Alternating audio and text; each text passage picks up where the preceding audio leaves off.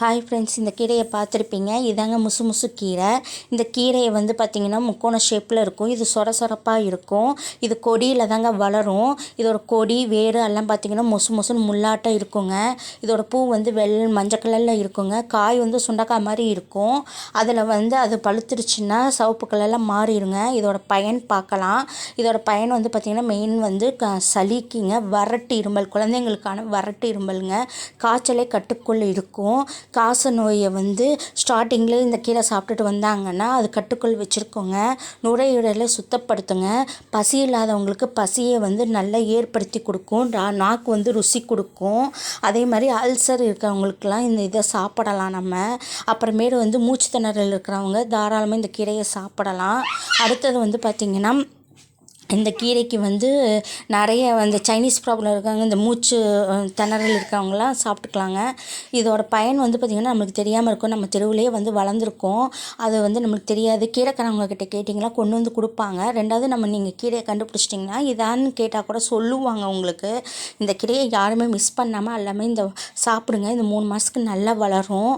அதே மாதிரிங்க இதை வந்து என்ன செய்யலான்னு பார்த்திங்கன்னா இது தோசை சுடலாங்க, சட்னி, ரெண்டாவது ரசம் வைக்கலாங்க, கஷாயம் வைக்கலாம். இது மாதிரி வச்சு சாப்பிட்லாம். இது அவ்வளோ அற்புதமான ஒரு மூலிகை தாங்க. இது நம்மளுக்கு வந்து இப்போ தெரிஞ்சுக்கிட்டிங்கன்னா இதை வந்து எல்லாமே யூஸ் பண்ணுங்கள். நான் உங்களுக்கு வந்து சட்னி வந்து செஞ்சு காமிக்க போகிறேன். வாங்க வீடியோக்குள்ளே போய் சட்னி எப்படி செய்யலான்னு பார்க்கலாம்.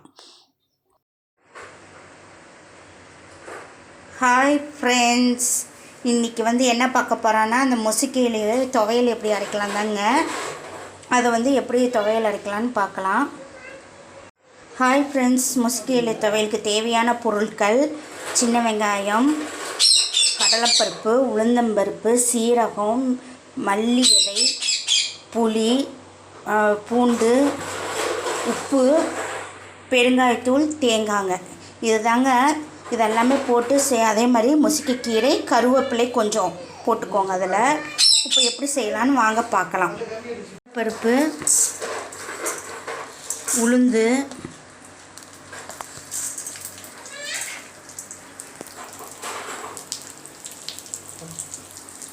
பண்ணுங்க,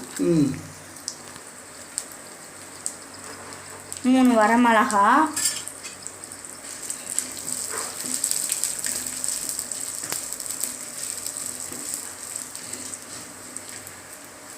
வறுத்துட்டு இருக்கும்போதே மல்லி, சீரகம்,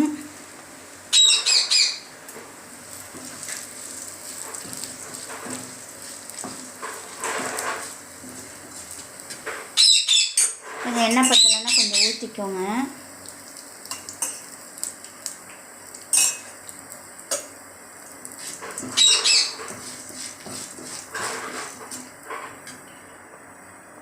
சின்ன வெங்காயம், பூண்டு,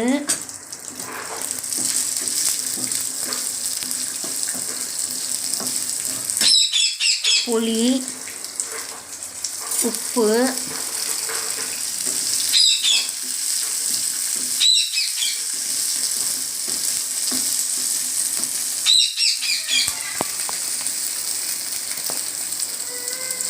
தேங்காய். உங்களுக்கு வேணும்னா 2 மிளகு கூட ஆட் பண்ணிக்கலாங்க, உங்களோட இஷ்டம்தான்.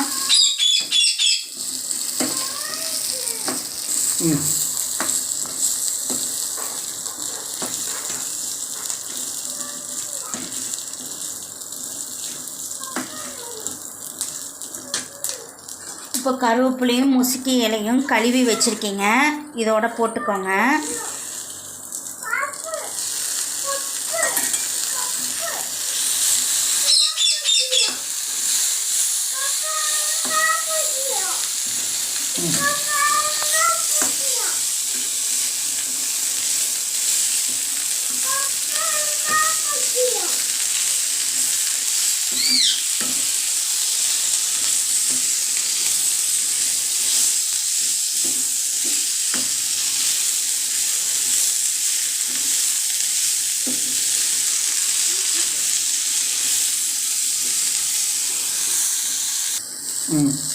பாருங்கள், நல்லா வணங்கிடுச்சு.